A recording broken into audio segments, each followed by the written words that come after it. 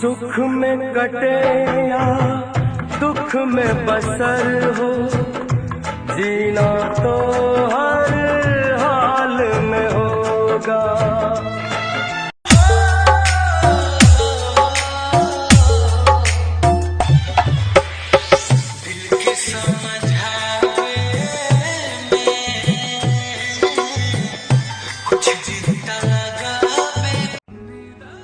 मेरे चेहरे की हंसी झूठी है मेरे दोस्त,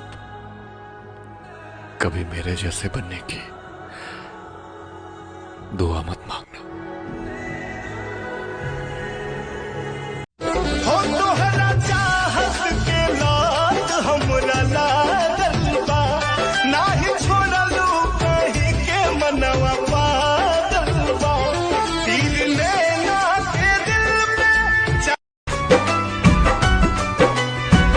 रोग देले बाड़ू तू ही दो दवाई, सुनत न